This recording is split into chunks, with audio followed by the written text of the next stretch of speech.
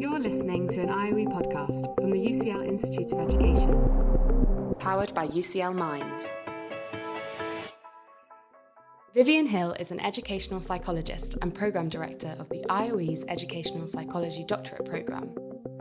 In 2011, she spoke about the contemporary issues affecting educational psychology and disadvantaged children. She's joined by Maria Fernanda, who was a master's student at the time. The most important ones are supporting the government in raising standards for children's education, and that's for all children regardless of their needs, abilities or potentially disabilities. But it's also about promoting children's well-being. And so the role of an educational psychologist is to work in partnership with teachers and parents and other professionals to identify children's needs and to make sure that we put in place the right kind of provision to enable each child to reach their optimal levels of functioning. As an applied educational psychologist, you must have easier access to children with a range of needs for research purposes. Which groups are you currently researching? Well, basically, during our 3-year doctorate, our students all have to undertake a piece of research as part of their studies. And our ease of access to a whole range of children with special needs does mean that we're really able to engage effectively with low incident special needs and to help improve the levels of understanding within education and psychology about how those sorts of children think and learn. My own personal research areas focus mainly on children in public care. So those are children who are looked after by local authorities, and historically these children actually have quite poor life outcomes, and what we've been showing is that with the right kind of emotional support and really good effective teaching, these children can achieve at the same rate and same level as their peer group.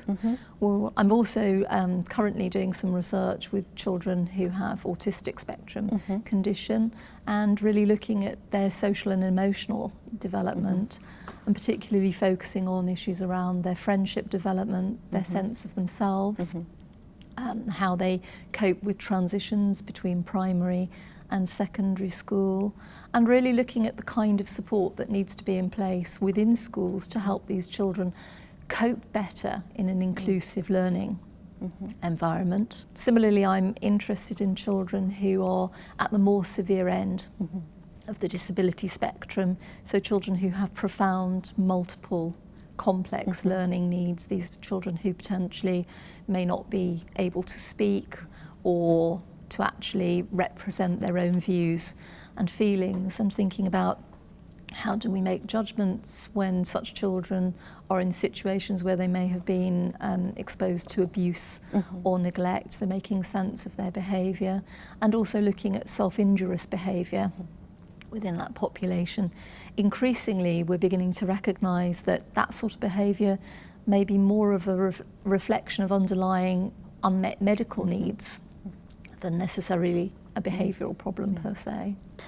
We hear lots of concern about children in care and their life outcomes. Your research seems to be making a difference. So can you tell us a bit more about that? Well, that's one of the great privileges really of being an applied psychologist myself, is the access to difficult to reach populations of children. And within the local authority where I practice with my students, we've been able to work very intensively with the looked after children population there, and we've actually put together a literacy intervention.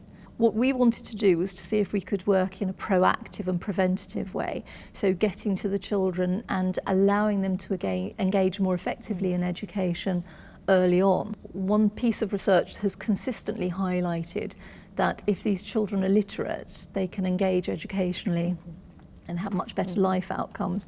So we've put together a reading intervention for all Key Stage 1 and Key Stage 2 children within one London local authority.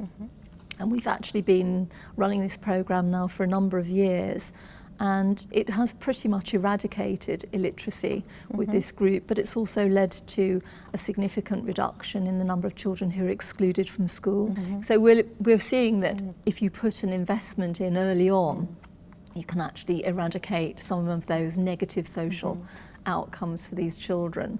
And I'm keeping my fingers crossed that we'll see quite a few of them entering to the university system ultimately. You're interested in the social development of children with autism. Can you say a little bit more about that research? Yes, I think that increasingly there's a higher level of identification of children with autistic spectrum condition within our schools, and many schools struggle to respond to the needs of these children.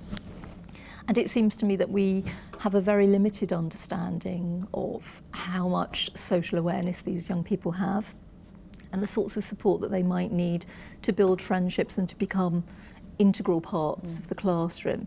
The government has encouraged much more inclusion for children who are high-functioning autistic spectrum children.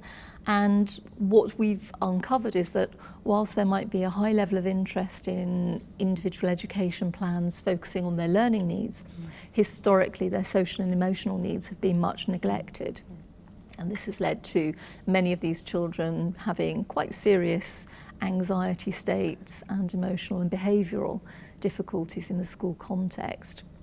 So again, in partnership with a number of our students, we've been involved in studies trying to understand the nature of friendships that develop between children with an autistic condition and their mainstream peers. And what we're identifying is that they almost have a very different conceptualization of friendship to typically developing peers. We make assumptions that all children will arrive with the basic foundation skills to build friendships. This population really do need some support in building friendships, but we have to be very careful not to impose what we describe as a neurotypical worldview of friendships on young people who have a different conceptualization. So they're much more likely to see friendships as functional. It's somebody to play with, it's somebody to help me out when I'm having difficulties, as opposed to a sort of real strong emotional connection. So part of the work that we're doing is helping teachers to think about how to enable these children to build the prerequisite skills to be, socially and emotionally connected with their peer group at schools. And again, we're thinking about the implications for parenting the children. You recently worked with Raghi Omar, looking at the issues of race and intelligence. This is an area of real controversy. So what were the conclusions of that program? Well, as you be aware, the whole issue about race and intelligence is fraught and highly emotional and rightly very controversial. Historically, I think there's very good foundations to really critique that finding that there may be differences between different races and their levels of intelligence, not least because the sorts of tools and instruments that are used to measure intelligence are a Western creation, so they're terribly culturally biased.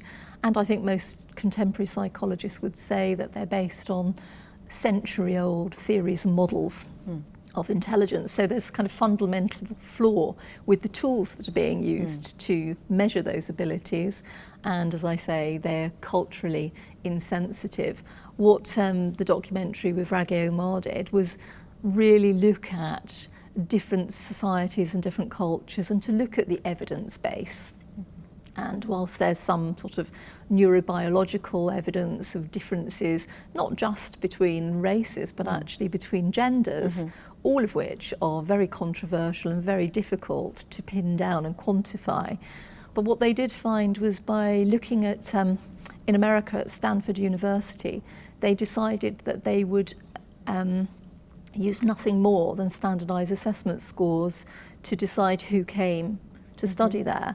And it was identified that the vast majority of students at Stanford were from the Pacific Rim countries. And in unravelling the factors that led to this population seemingly having much higher levels of intelligence was a real notion of the cultural differences. And that within those cultures, academic learning is very, very highly praised and highly valued.